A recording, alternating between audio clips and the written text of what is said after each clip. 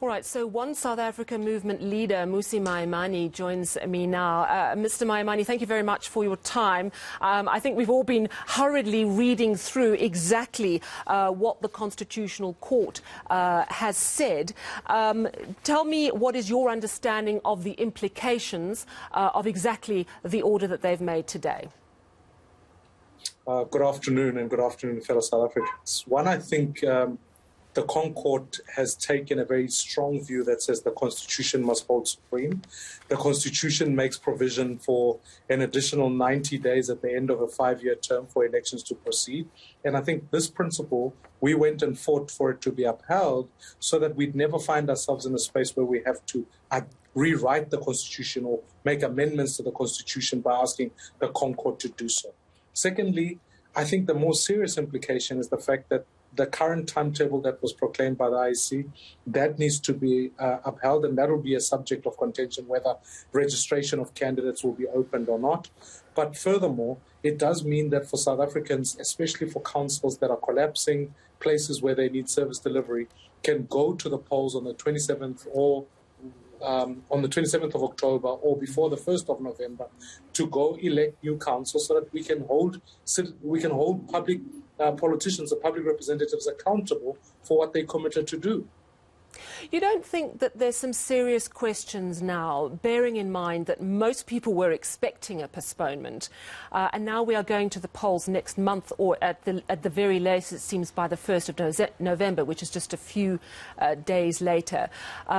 We are, in some provinces, we're only just getting towards the end of the third wave.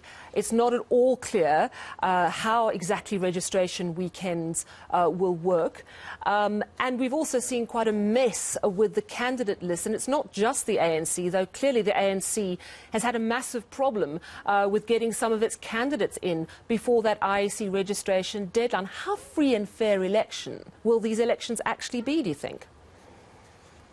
Well, I think that's a very important question and consideration going forward. But I think there are a few things. One is the IEC should have done a job of preparing citizens better for elections. We shouldn't have been asking questions about COVID readiness only in June. It should have been a question held much earlier than that. I also happen to think that in as much of society has opened itself up, whether we are on adjusted level 4 or 3, the fact of the matter is that the IEC ought to be compelled that over those 3 days, they can find the best ways for elections to proceed. Also on registration weekend, that we offer more venues, we give people an opportunity with sanitization and all of those things, that it takes place properly. We cannot exempt the IEC from this. It is their duty. Now to the question of free and fair, our legal counsel argued this point to say, with the number of wards in this country and the number of municipalities, is the standard for all for free and fair the same across the country? And I would think that in communities where elections have been proclaimed, have been held free and fairly, those must proceed. We can't hold the whole country ransom because there may very well be certain communities that are worried. But I would urge South Africans, this is an opportunity for accountability. It's not just over the ANC. It's about the fact that we've got local councils that have collapsed all across the country, and asking for a postponement would be delaying that accountability.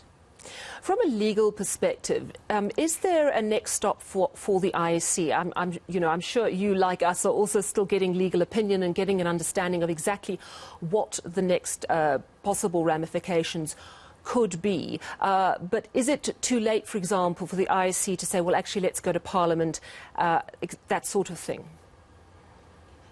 It was the only route, I would imagine, that the IEC should have in the first place gone for. The Disaster Management Act has been a difficulty to navigate because Parliament has been sidelined in the process, and the executive have been running the country as they, in this instance, wanted to make sure that even post the proclamation, etc., only the executive had input into that matter. Now, I would imagine the IEC may strongly consider going to Parliament and consulting the political process, but let's dare never forget that would require the very threshold that is prescribed in the Constitution as to how you can postpone the elections, which is about getting a 75% majority, etc. So I would think that the IEC may attempt to do that so as to delay the process even further, but I would urge that rather the better energy to be invested in would be the energy to say, how can we take the right dates, hold elections freely and fairly, and go from there.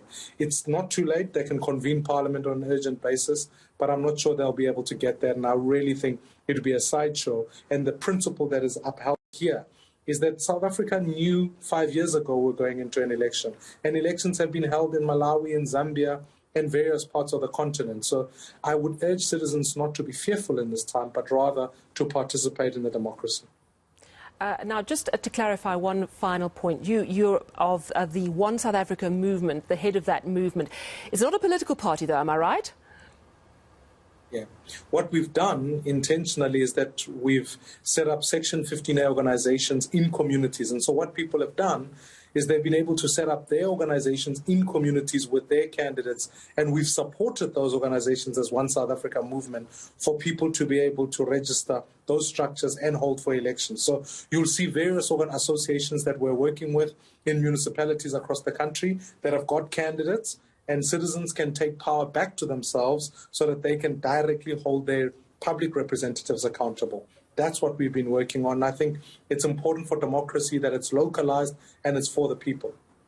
Oh, that's fascinating, and thank you very much for chatting to us on such a rapidly breaking story. That, of course, is Mmusi Maimane of the One South Africa movement. He's certainly welcoming the decision by the Constitutional Court that the elections do need to go ahead this year.